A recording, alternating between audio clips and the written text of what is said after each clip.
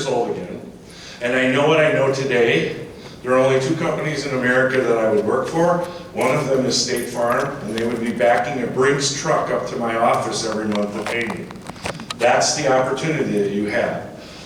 If you ever thought it was great to work for State Farm before, you don't even know how to say spectacular. It's going to be the greatest decade in the history of our business for people who do what we do. And when you work for the finest insurance company in America, and again, you've heard me say it 3 times, how do I know that?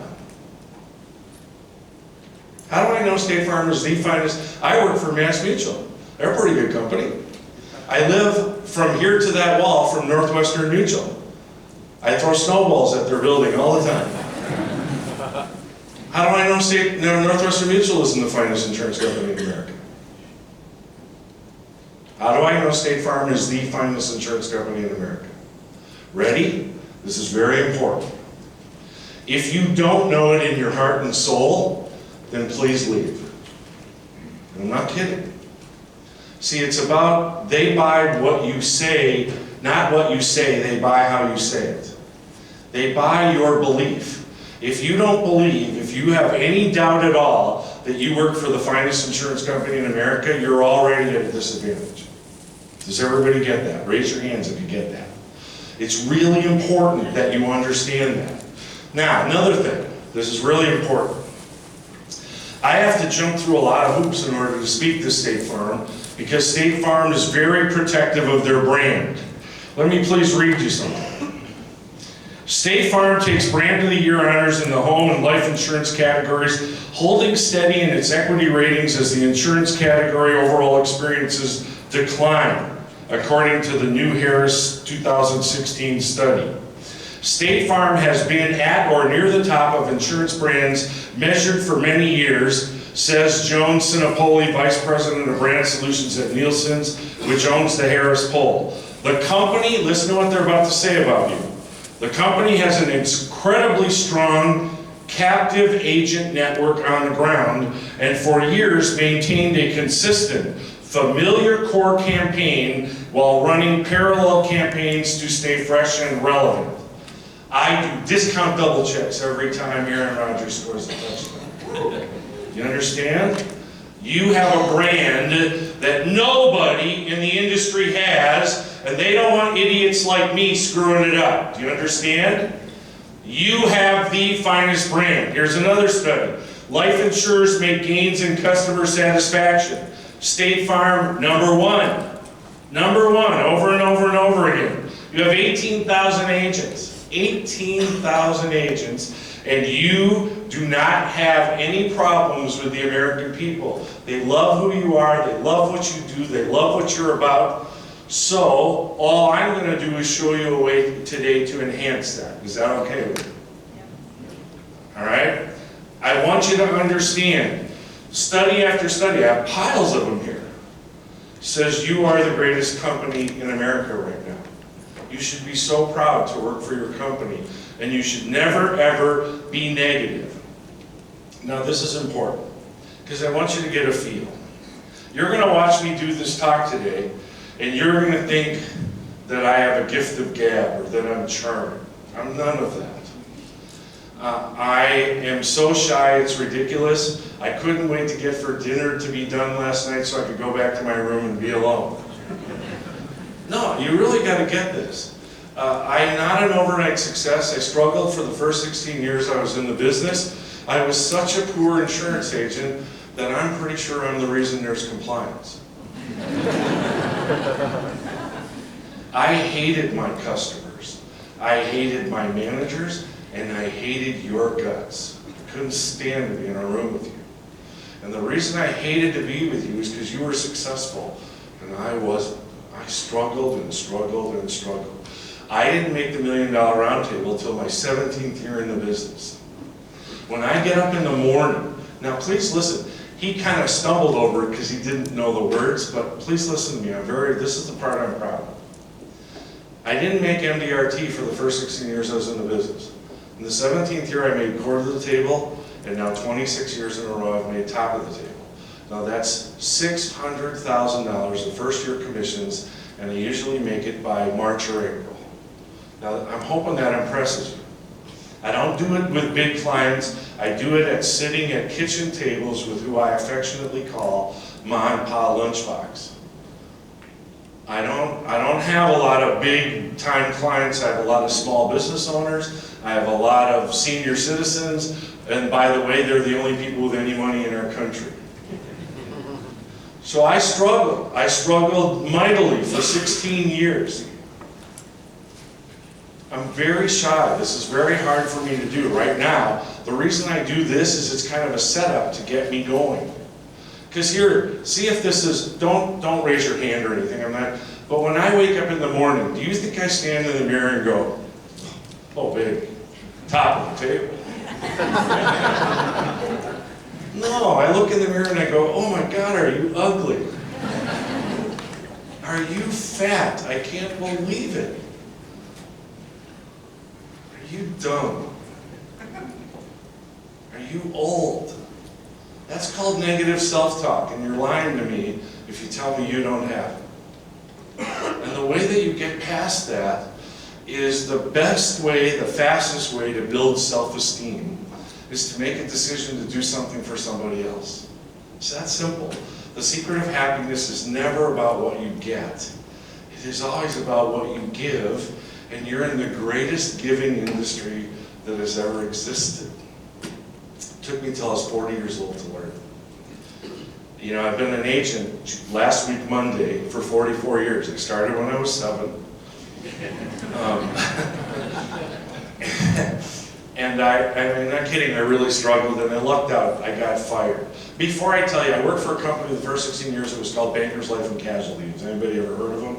The company was, the person who advertised for us was Paul Harvey, you know? And I got a lead. Paul Harvey was so loved by the American people. I got a lead one time. Here's what it said. Dear Paul Harvey, God bless you, Paul Harvey. Will you please send an agent to our home to sell us insurance? I blew that sale. I mean, are you getting a sense of how bad I was? I really struggled for 16 years. I hated everything. I was in a home one time and the customer said, you know, I don't think we're going to take that. And I slammed my book shut and I said, that's okay, I didn't want you for a customer anyway. And I stormed out of their house. I was in their house and I acted rude and I was a moron. And please, it's just terrible. And finally one day, I was the cancer in my agency. We would bring a new team member in, I'd put my arm around them and I'd say, you know, this is a great company. They don't issue anything, but they're really good. Commissions are solid. You're never going to see them because we don't pay commissions. You know, that's a cancer. I was the cancer in my agency. I destroyed hundreds and hundreds of agents' careers. If you have somebody like that in your office, kill them now. I'm not kidding. Because they're hurting you and they're hurting yourself. So here's what happened. I got fired. I lucked out. I got fired. And when I got fired, I called this guy who was the vice president of training for the company that fired me. I live in Milwaukee, Wisconsin. I'm a Green Bay Packer fan. He lived in Highland Park, Illinois. He's a Chicago Bear fan. And I called him on the phone in tears. I spent the whole day in tears crying, and I don't know why, because I hated this business. And I said, Jimmy, you're not going to believe this. They fired me.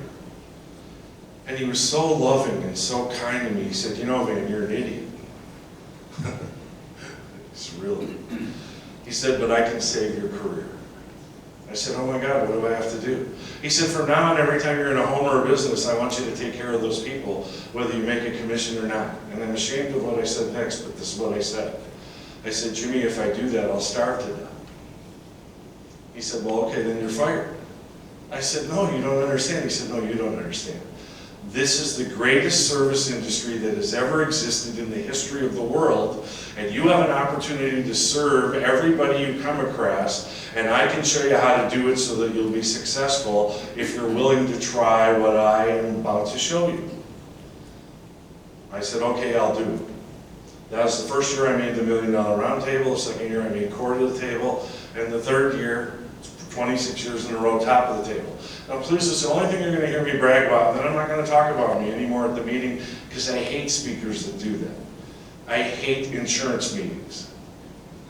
I sat in audiences like for years and watched turkeys like me give these talks. And by the time I would get to that opening back there, I was pretty sure if I tried anything that they showed me, I wouldn't make that $35,000 a year I was making. By the time I sat down in my car, I was positive that I wouldn't make the $35,000 a year I was making, so I never tried anything they taught me, and these were the greats of the insurance industry: John Savage, Ben Feldman, Roger Sr., Tom Will. Those are the people that trained me. And yet I struggled and struggled and struggled for years. See, this is really important. There is no teaching, there is only learning. For 16 years I had the greatest teachers of all time, and I wasn't willing to learn anything. So here's the deal, and I'm going to freak out your boss here, but I don't care. I want a commitment from you, or I'm going home right now. I'm not kidding. And I don't want you to make a commitment to me. I want you to make a commitment to yourselves. Because the most precious thing that you guys have is time. It isn't money, it's time. I'm going to be killed by a jealous husband when I'm 125 years old. I have important goals. You're supposed to get a laugh from that. A lot of you are very nervous about that. I tell myself every day I'm going to live to 125 years old. The strangest secret: you become what you think about most often. Do you get it? That's Earl Nightingale. You talk positive, you be positive, you be supportive, you be energetic, you be enthusiastic. So here's what I'm asking you. Don't sit here for 4 hours today with me and not get something and go home and try it. So here's what I'm asking all of you, and I can see everybody, I can see all of you in the back row. Here's what I want. Will you be willing to try 3 of the ideas you learned here today in the next 48 hours? Raise your hand if you're willing to do that. If everybody doesn't raise their hand, I'm leaving. I'm not kidding. Now, who'd you make the promise to? That's right, you didn't make it to me, because I don't matter. You made the promise to yourselves. The way that you get better is you make a decision to try things that will help you get better. I don't want to harm your book. I don't want to harm your business. I want to show you how to expand upon what it is that you're doing. That's what happened to me. I run 30 to 50 appointments a week. I wrote 751 life apps last year in about 7 months, life and annuity apps. Usually I write between 900 and 1,100 apps a year, and I only work 6 or 7 months a year because the rest of the time I'm out speaking. And I do it in a middle and upper middle class marketplace. I don't have anybody remarkable. In fact, some of the biggest sales I make are in 900 and 1,000 square foot houses. Because they are the ones that have all the money, because they're not in debt up to their eyeballs. So please understand, what I'm going to try and spend some time with you today is show you how this is the greatest time ever to be an agent. All of you that are team members, will you raise your hands for me again? You couldn't have picked a better time to come into our industry. Everything we're about to talk about today is designed for you. It's easy. All you have to do is ask some questions. Would that make it easy? You don't have to learn any big complicated schemes. There's nothing complicated that we're going to talk about here today. It's easy. It just requires all the women in the room, turn and look at the men and laugh at me. Ready? How do you train husbands, children, insurance agents, prospects, and clients? And the answer is repetition, repetition, repetition, repetition. See the smiles on their face? They know. That's how you train. That's how you learn, over and over. So you take simple concepts, you get them so that you can do them conversationally, and then you go and ask all your people these questions. Well, we're going to show you how to do, all the team members. We're going to show you how to ask great questions that will allow you to get appointments for yourself if you're licensed to sell, and appointments for your agent, so that you will have tons and tons of people to ask questions about. This is the most amazing time to ever do what we do, and all you have to do is be willing to ask some questions. So one more time, is everybody willing to try 3 of the ideas in the next 48 hours? Perfect, I'll stay. Unless you tell me I should leave. Couple of other things, real quick.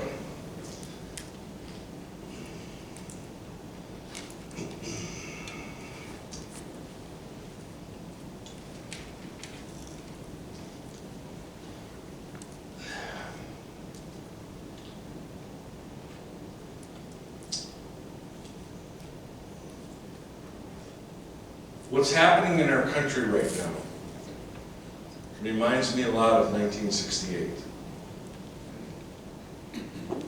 There's a lot of discourse, a lot of disagreement. Uncertainty creates serious issues for financial markets. I want you to write this down. What State Farm agents bring to the table is certainty. People are looking for certainty. Please understand what you sell. You don't sell life insurance, you don't sell annuities, you don't sell car insurance, you don't sell homeowners, you don't sell commercial insurance, you sell certainty. Please understand that. People are worried out of their skulls right now. The people that voted for Donald Trump, me, I'm freaking out because he's the first politician in a very long time who's doing everything he said he was going to do. But he does it like a crazy person. Do you understand? I'm glad he's doing some of the stuff he's doing, but he doesn't do it with any regard for people. Do you understand? Yeah, I know you're laughing, but please. And the problem is that the institutions that we all depend on, government, Wall Street, the banks, they're not going to be able to support what's about to happen in our country and our world. Normally I don't get the time to do this. I'm going to take about 45 minutes and talk to you about economics. You need to know. You need to know why everybody is lying to you. If you're a Republican, and watch, I'm going to offend everybody. If you're a Republican, I hate your guts. If you're a Democrat, I want to punch you in the face. If you're an independent, I really hate you because you can't make up your freaking mind. Now, why did I just do that with you? Because every single one of your customers says stuff like, well, it's because Barack Obama was the president that everything's messed up, and now Donald Trump will fix everything. Or now that Donald Trump's the president, boy, we only got to wait 4 years and then we'll get somebody else in there and we'll fix this. You understand? That's the excuse they make. Over and over and over again. What I want you to understand, there is no president who can fix what's about to happen in our country and our world. Please get it in your head. You work for the only entity that can make sure that people are going to be safe and secure. Do you want me to say that again? If the United States government fails, State Farm won't. Do you understand that? You gotta get that. You gotta know it. This is a time of tremendous opportunity. There's no end to the world here. Do you understand? No end to the world. I'm excited out of my mind. My kids and my grandchildren will fix this. This is all going to be fixed. You get it? And it'll be one of the greatest opportunities of all time, and all of mankind will participate. There's no end to the world scenario here. We just have a whole bunch of stupid government. Do you understand? Stupid in the United States, stupid in Japan, stupid in China, stupid in South America, and stupid in Europe. Did I get everybody? Government is not for the people anymore. And so you don't argue with somebody. If you're talking in somebody's house and they're for Trump, do you say, but I voted for Hillary? No, you don't care whether they're for Trump. What do you care about? Are you going to be able to have a qualified, dignified retirement? What if you retire at 65, and you live till 95 and you run out of money at 72? What kind of retirement are you going to have? Does it matter whether you're for Trump or whether you're for a Barack Obama or Hillary Clinton? See, what did I just do? I changed the tone of the meeting. Now I made it personal for them. What's the best age to take your Social Security? Pick an age. 65. What if you died at 62? Then you didn't get any Social Security. Now pick the 62 for me. What if you died at 62? What if you lived till 95? Didn't you just lose out on hundreds of thousands of lost benefits? So let me ask you something. If there was a way to sit down with me for 45 minutes and we could help you maximize rather than minimize your Social Security, Could you find 45 minutes to sit with me? Guess what? You just learned your first questions to ask somebody. See, they don't care what we know. The only thing they care about is, do we care about them? Does that make sense? It's so important that you guys get this. I'll tell you a funny story, because I need to make you laugh for a minute here. There's an accountant, attorney, a banker, and a trust officer. They were arguing and arguing over who's going to be the most important financial advisor in the 21st century. And they argue and argue and argue, and they can't come up with an answer, so they sit down and they write a letter to God. Here's this, dear God, who's going to be the most important financial advisor in the 21st century? Will it be the accountant, the attorney, the banker, or the trust officer? They send this letter off to God. Week goes by, no answer. 2 weeks by, no answer. Third week, they get a letter in the mail from God. They tear this baby open. Here's what it says. Dear accountant, attorney, banker, trust officer, I don't think any of you are going to be that important in the 21st century. Signed, God. CLU.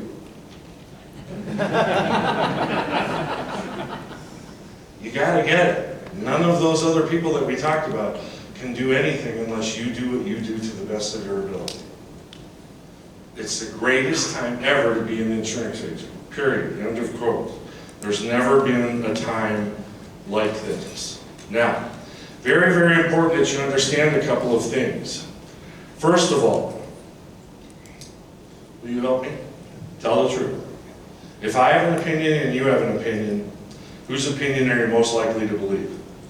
Yours. So I have a question. Why should I ever tell you anything? Second, do you like it when somebody tells you what to do? Do you like it when somebody tells you what to do with your money? Then why do you sell like that?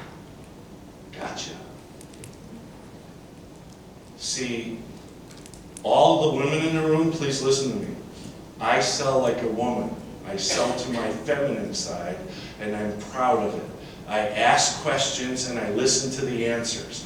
If you ever tell anybody anything again, you're selling like a man. You don't want to do that. You are selling away from your competitive advantage.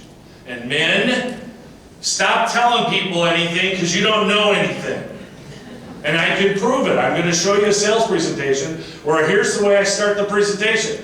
I say, don't you get tired when somebody shows up at your house or you come to the office and they tell you that they know a whole bunch of stuff. Don't you get tired of that? And then it turns out they don't really know anything. Would it be okay if I showed you that I understand that I don't know anything, and could I prove it to you?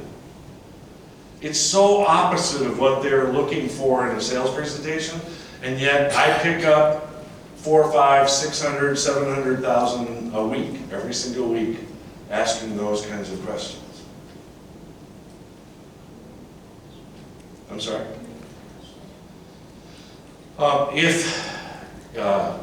You took me out of my flow. No. This is your meeting. That's exactly, please, do you see what she did? She said, will you repeat the question? This is your meeting. This isn't about me. This is your time.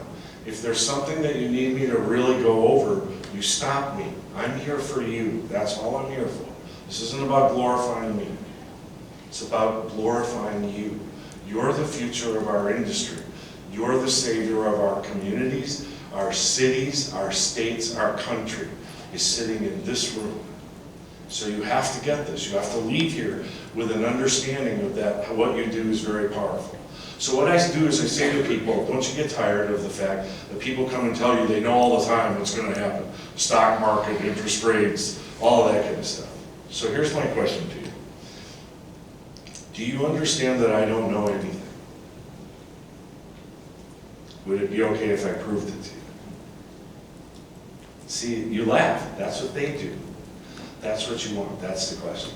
Is that what you're looking for? Did you get it? Okay. Okay, let me read you a couple of things.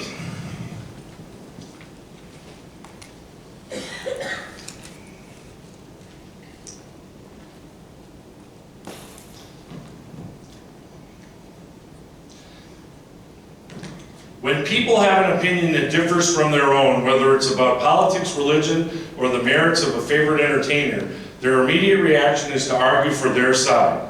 But Socrates' favorite method for winning the validity of someone's argument was not to counter with his own arguments. Instead, he posed questions, lots and lots of questions, hoping to lead to a broader understanding of the issues. There's another guy named Pascal, Blaise Pascal, who created Pascal's wager. Here's what he says. People are generally better persuaded by reasons which they have themselves discovered than by those which have come into their mind from others. Put simply, Pascal suggests that before disagreeing with someone, first point out all the ways in which they're right. And to effectively persuade someone to change their mind, lead them to discover a counterpoint of their own accord. See, that's the secret of selling. It took me till I was 40 years old, in fact, past 40 years old, to understand that that was the secret to our business. It's about inspiring people to take action by asking them questions that will make them want to do that. Let me read you, this is the last thing I'm going to read to you, but I need for you to understand something, because how many people in here, I'll raise my hand first, I'm a psychoanalytical. I read 14 newspapers a day, I read 250 periodicals a month, I get 36 Google alerts every day. When I write my newsletter, that's this yellow sheet here, you guys, I have a monthly newsletter that 4,000 agents subscribe to. It's a web-based newsletter. You go to vanmiller.com, you sign up. There's 7 sales ideas every single month. I read and I start with 1,000 articles. I pare it down to the best 150 articles, and then I watch the only true sport left in America, WWE wrestling. And if I can understand those articles while I'm watching wrestling, they go into the newsletter. Because the key is simplification. Please, I want to stop, I'm going to say this 3 times because I want you to write it down. The more invisible I become in the sales presentation, the more sales I make.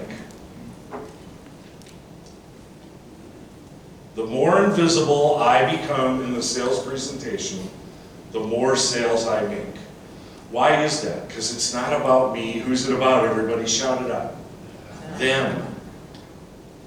So if I'm the star of the presentation, then I'm actually hurting those people. Who should be the star of the presentation? Those people, absolutely. Second, the simpler you make it, ridiculously simple, the bigger the sales you make. Because you know what's the problem for everybody in this room as I look around? There's a lot of good-looking people in this room. Young, good-looking, energetic. And you know there's a lot of people that buy from you just because they like you. But they will never give you all their money if they don't understand what the hell you're talking about. Think about it. They'll buy an $800 a year life insurance policy from you, but they won't give you all their money if they don't know what you're talking about. You have to make it as ridiculously simple as you can so the client goes, oh my God, I did that. The minute they do that, you just made a gigantic sale. It's about simplification and it's about invisibility. It's not about us, it's about them. And if you can get that from today, all of you that are team members, you will become agents so fast with the greatest insurance company to be an agent in right now. Please, I know you don't understand this, but I need to back up for a second because I was going to tell you this and I forgot. State Farm is the largest property and casualty company in America, and it is twice the size of the next biggest company. Does everybody get that? Answer me if you get that. Raise your hands. Second, do you know that they are one of the 10 biggest life insurance companies in America? And I'm not done yet. State Farm sells more individual policies than any other company in America. Did you know that? Guys, who would you want to work for other than that? And by the way, you know what most of the industry doesn't realize? Do you know how much money property and casualty agents make? They make a lot of money. That's why a lot of you don't want to mess with what I'm showing you here today. You already make tons of money selling P&C. Why would you ever want to screw it up learning about life insurance and annuities? A lot of people just want to stay right where they're at. They don't want to grow. So here's what I want to ask all of you. Do the people in your agencies, the agents that are here, and some of you that have been team members for long enough to know, do some of the people that you sell ever become friends? Raise your hand if that's so. You golf with them, you bowl with them. You know, there's a bowling alley here. You go to dinner with them. You go to all kinds of things that you do together. If you don't ask them about what's about to happen, who's going to ask them? So if they're your friends, shouldn't you at least just ask them? Have you thought about this? Wait till you hear some of the questions. You're going to go home and buy some life insurance. You know that? I might sell it to you rather than State Farm. Look, she's not even doubting. Do you understand? And she's going to buy from State Farm. Don't get it. Well, the point I'm trying to make is with certainty. What I'm hoping you get after our 4 hours is done today is I want you to know how much I love being an insurance agent. It's my passion. I got a second chance that I did not deserve. I love it. I make a difference in my clients' lives every single day. In prospects, people that aren't even customers, I make a difference in their life because I ask them the questions that need to be asked. It's so exciting to do what we do, to matter. One more thing I gotta read to you, then I'll get on with all the meatier stuff. But see, this is the setup. If you don't get this, I'm wasting my time with the rest of it. Do you get that? Does everybody get that? Watch. Everything you, listen to this will blow your mind. You're not going to believe me. You're going to think I'm lying. This is a study. Everything you say to a client or prospect is a result of your cumulative knowledge. What may be a logical conclusion for you may be a profound leap for them. They are not privy to your wealth of information. In their book, Made to Stick, Chip and Dan Heath tell the story of Elizabeth Newton, a Stanford University graduate psychology student. To ascertain the validity of the curse of knowledge theory, Newton divided some folks into two groups, tappers and listeners. The tappers were to tap out with their knuckles such familiar songs as Happy Birthday. The listeners were to simply identify the songs. Before they started, the tappers were asked what percentage of songs the listeners would correctly identify. I lost my plan. The consensus answer was 50%. 120 songs were tapped out, and the listeners correctly identified 3 of those songs, a mere 2.5%.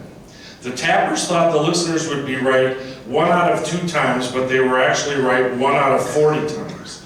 The tappers were astonished. How could someone not know Happy Birthday or Jingle Bells? The tappers felt that way because they were cursed with certain knowledge, knowing the song title beforehand. And they couldn't imagine someone not having that knowledge. What was obvious to them was gobbledygook to their audience. When you sit with a client or prospect, you are the tapper. You are cursed with knowing all you know. The client is the listener, completely baffled by the tapping. Ask a lawyer or a doctor a question and try to make sense of the answer. They know so much and want to say so much, but they don't know where to begin. They can't imagine how little you know about their fields, so they don't know how to give you the simple answer. They think they are summarizing nicely when they are in fact speaking abstractly. The answer is so vague that nothing sticks. That can and does happen to you, believe it or not. The Heaths made the point that we too often use ourselves as the mental model. If I understand it, they must understand it. If I think a joke is funny, everyone will think it's funny. Well, life doesn't work that way. That's what I want you to get out of today. It isn't about, you guys are cursed with a certain knowledge. You think that because you know about insurance, everything is simple now. Most people have difficulty understanding how they score Dancing with the Stars. I was supposed to get a laugh. Whoa, don't get all serious on me. This is supposed to be fun today. Do you understand that it's just they're focused on living. They don't understand anything about insurance. I have never met one human being. I sell car and homeowners. I've never met one human being who understands car insurance and homeowners. And you guys think they're simple products. They are not. Most customers don't know about uninsured and underinsured motorists. Who does it cover? Ask a customer one time, you'll be astonished. They have no clue. They don't know.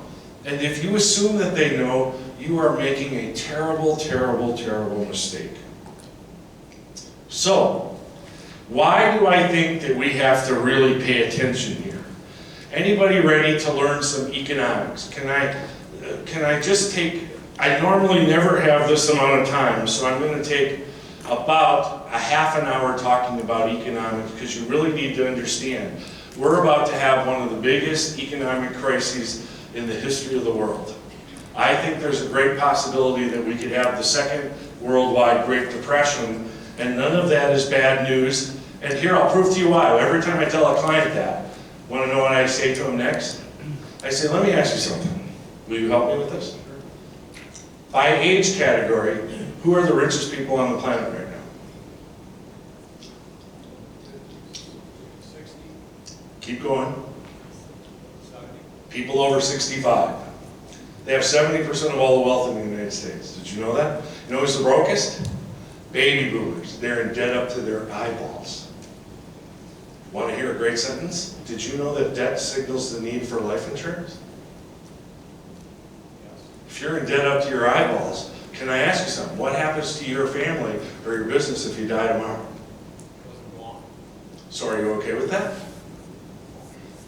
So don't you think you should have some life insurance? And you know what they'll say? I don't think I can afford it. And you say, I totally understand that. A lot of people say that, but can I ask you one more question? If you can't afford the premiums, how the heck would your family afford the problem? Do you understand? It's never, they're not thinking in an orderly way about this. It's like when you walk into a store. I love to shop. I actually fly to Vegas and to New York City and Miami Beach so I can shop. I have an 1,100 square foot walk-in closet. Think about that for a minute.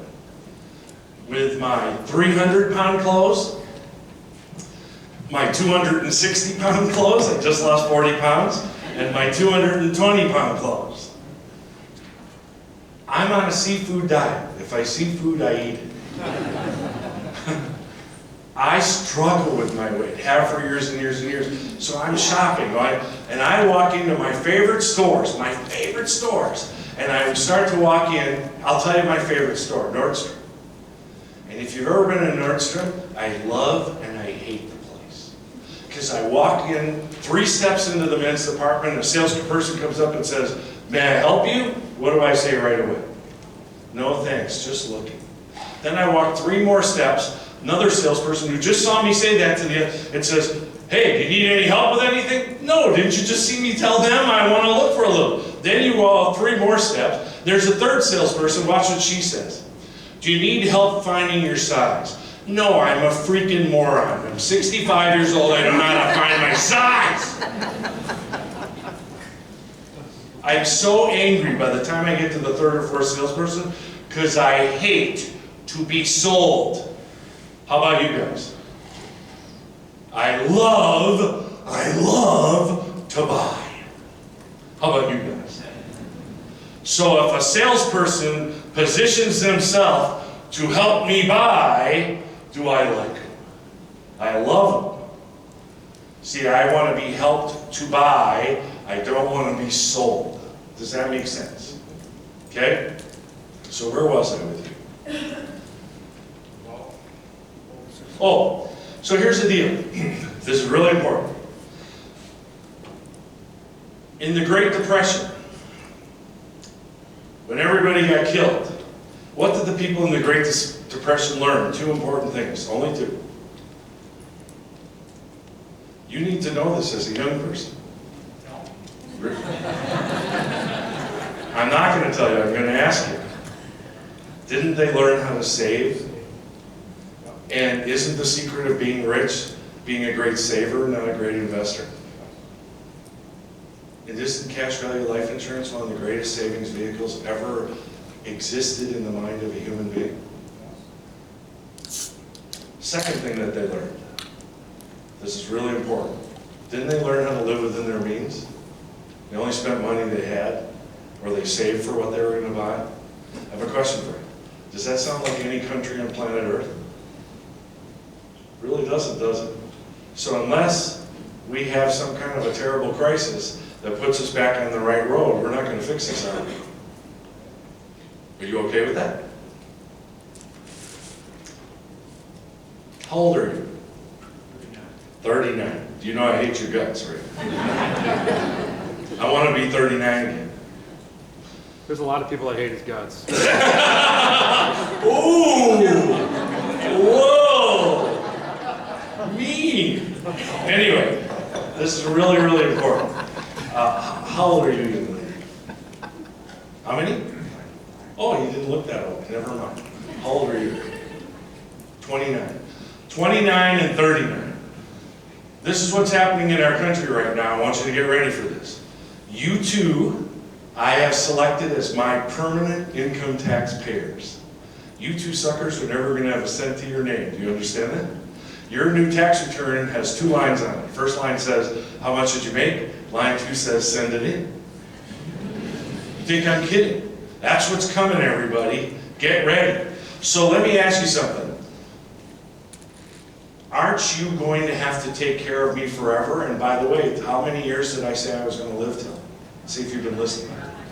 So I got 65 more years to go yet. 60 more years. You two are not going to have anything to your name. Nothing. Sounds terrible, doesn't it? Watch how fast you can fix it. Ready? What if I could show you a way right now that there was a vehicle that you could put money into that would guarantee that you'd never lose any money? That's first. Number 2, every time that an event occurred that you could access the money in this vehicle to take advantage of that event without ever losing any money. Third, you could make that money accumulate without ever having to pay income tax on that money ever again as long as you lived. And it was available to you right now. If you knew that was so, when was it going to get started? When? Now. So I just told you all a bunch of bad stuff, and in 4 questions you bought a life policy. Pretty cool, eh? Come on, you gotta be a little excited. See, there's no bad news, there's no good news. Just write this down, there's only news. If you plan and prepare for what's going to happen, it's the opportunity of a lifetime. If you don't plan and prepare, that's when you get hurt. Does everybody get that? Does that make sense? Is it logical? There is no bad news. There's no good news. There's only news. Okay? So if the stock market crashes 10,000 points tomorrow, and you're not in the stock market, you're in a cash value life insurance policy, how much do you lose tomorrow? Nothing. And let me ask you something. When the market gets done crashing 10,000 points, would that be a great opportunity to buy something? Could you go get money out of your life insurance policy? Oh my God, you mean you can? Wow. How much tax would you pay? If you set it up correctly, none. It's the greatest time ever to sell life insurance. Wait till I show you. You're just going to pee your pants. They're going to have to mop this for you. No, I'm telling you, this is fun. I want you to see how much fun I have. I have these amazing conversations.